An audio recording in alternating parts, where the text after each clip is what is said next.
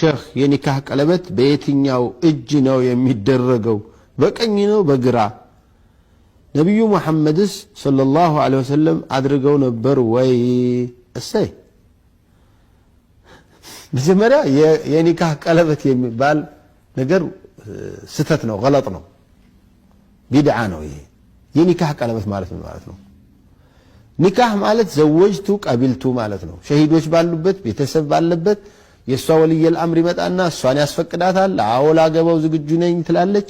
በቃ ስለዚህ ያስቀምጥና ለባለ ሙሽራው እገሊት ልጅን ወይ እገሊት ይሄ ወንድሜን ልጅ እገሊት የተባለች የልጅ ልጅን እገሊት የምትባለዋን موكلتين لا قالي لا تو قالي لا شه قالي لا داعي قالي لا دكتور قالي اقتربت با الله سبحانه وتعالى سنة با الله تزاز مسرت አጋብቻዋለሁኝ በዚህን ያህል መህር ሲል ጋብቻውን በተባለው መህር መሰረት ተቀብያለሁኝ ብሎ ያረጋሉ። ይሄ ነው ጋብቻ ማለት አለቀ ምንለው።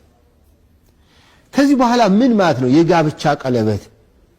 የጋብቻ ቀለበት ምን ይሰራል? እዚህ የሚደረግ ቀኝም ይሁን ግራም ይሁን ምንም ይሁን አውራጣት ላይ የሚቀመጥ ትንሿ ጣት ላይ የሚሆን ምን ማለት ነው የጋብቻ ቀለበት? የጋብቻ ቀለበት ክህደቱ ውሸቱ ስለበዛ ምልክትና አርግባቸው ብለው የተደረገ ነው። ለካሃዲዎች ማሰሪያ ነው የተደረገለት።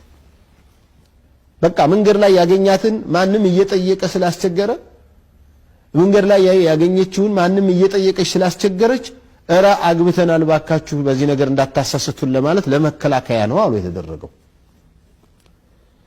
ባል ያላትን ሴት ኒካህ ያለው ሰው ሊጠይቃት ይችላል። ቀለበቱን ፈርቶ ሊተው ነው።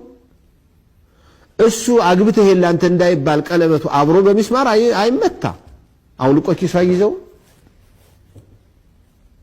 ስለዚህ የጋብቻ ቀለበት ማለት ዝም ብሎ የማታለያ ቀለበት ነው።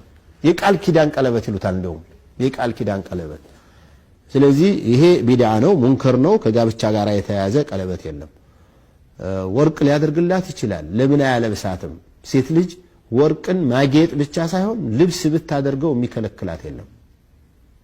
አቅሟ ፈቅዶላት የቤተሰቡ አቅም ሆኖ ምንም የሌሎችን መብት ሳይነካ የሌሎችን ችግር ሳያባብስ የሷ እንዲህ መሆን የሚችል ካለ መቀነቱ ትታጠቀው በወርቅ መቀነት ቢኖራት ማንም ይከለክል የለም። ግን እንዲህ የቃል ኪዳን የምናምን እያሉ ሙንከር ለሙንከር መሄድ ኒካህን ማበላሸት ነው።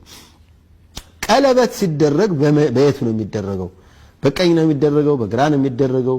በግራም በቀኝም ቢደረግ የሚከለክል ነገር የለም። በግራም በቀኝም ቢደረግ ብዙ ጊዜ እነዚህ ስራ ስለማያሰሩ ቀኝ እጅ ለተለያዩ ለማንሳት ለመስጠት ለመቀበል ለመውሰድ ለተለያዩ ስራዎች ቀኝ እጅ ስለሆነ በዚያ ላይ ብዙ ጊዜ ያደርጋሉ እንጂማ እኮ ግራ እጅ ላይ ቀለበት ማድረግ